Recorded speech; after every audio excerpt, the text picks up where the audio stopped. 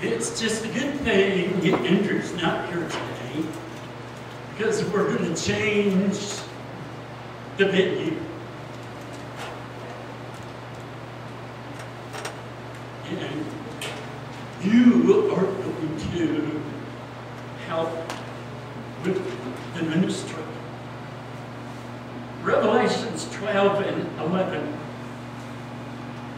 tells us that they overcame him, the enemy, by the blood of the Lamb and the word of their testimony, and they loved not their lives unto the death.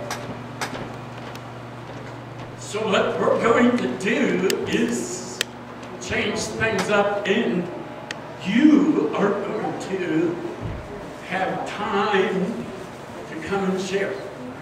And today only, read my lips, today only, we will remove the 10-minute, we will remove the 10-minute limit on share time.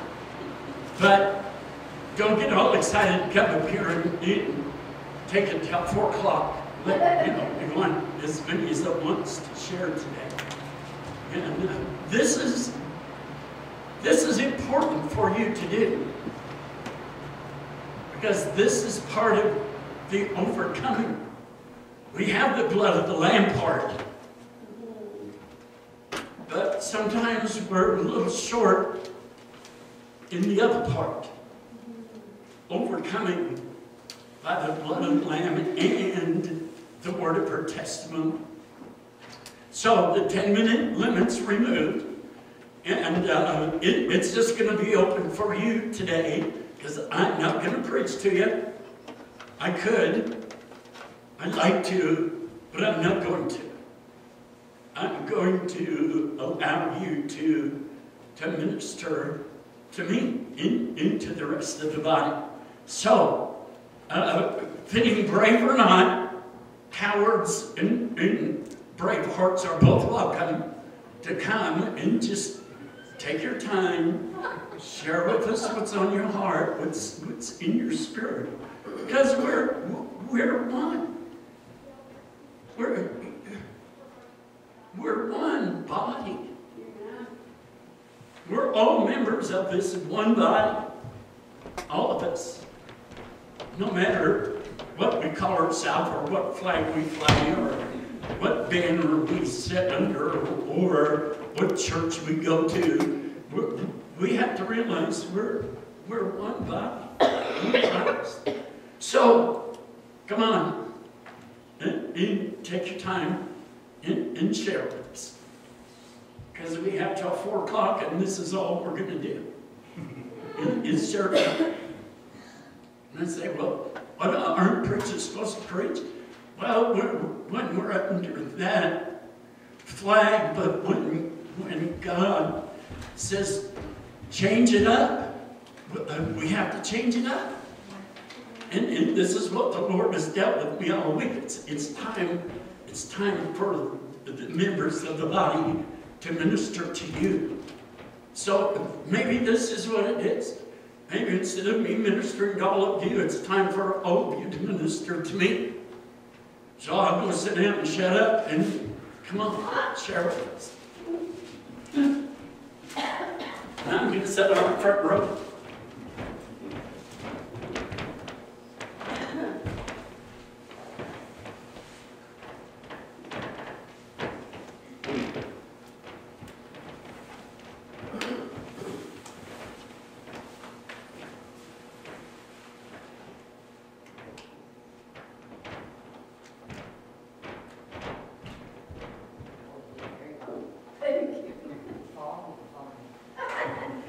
Good thing I didn't. Well, now it makes a bit more sense why I have my cane with me today. And what I thought the Lord wanted me to share, and I thought it was a little strange. I didn't see how it would fit in, so I kind of laughed, because many people will look at this cane here Satan. But in fact, God is using it just to humble this person a little bit. Because it's not very easy to all of a sudden have to use a cane, and that's not going to be forever. But I have found in listening to him this week, in 3 days, my knee has been very well up until yesterday when I didn't listen, and I walked on it quite a bit. And so he's, like I said, this is my humbling stick right now. And we're supposed to share our testimony, so I'm going to share a bit. This I wasn't ready for, but I just pray God that He would show me what part of my testimony. There's many testimonies. And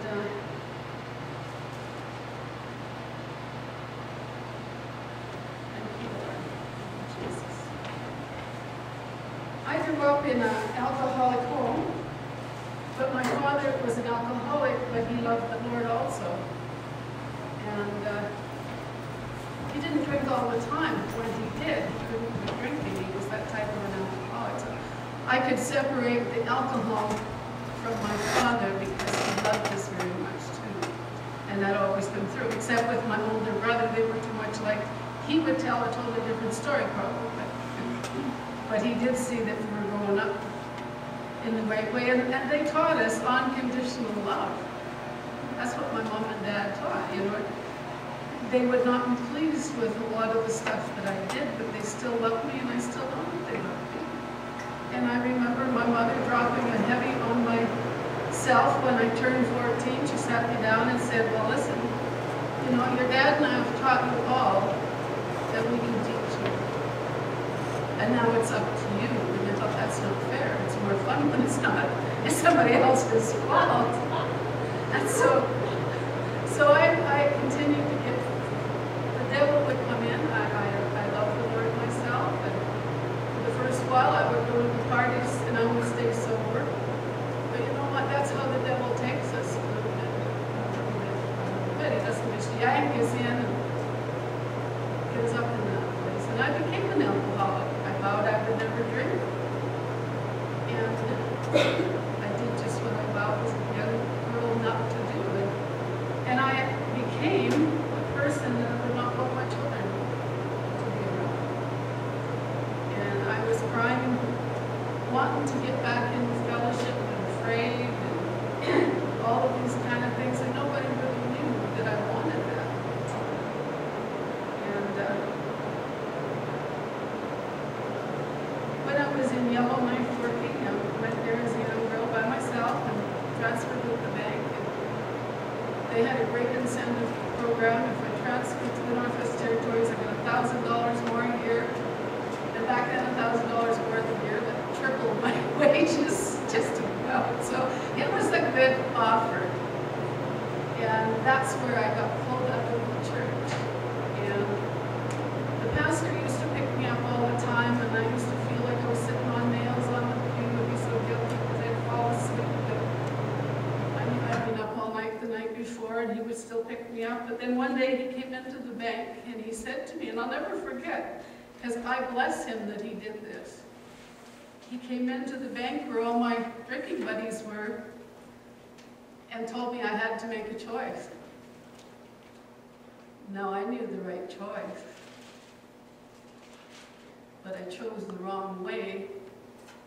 And I was really kind of embarrassed that he would come in there. But I look back now because, you know what, so often when we backslide, we blame the church, the pastor didn't do this, or the people didn't do this.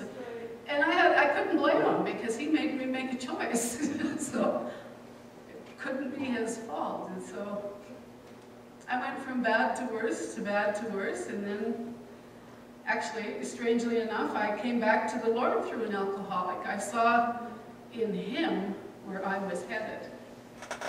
And I quit, just quit, got back into the church. And basically stayed in the church mostly. But you know, I vowed I would never marry a non-Christian. And then I met this wonderful guy with 3 teenage children.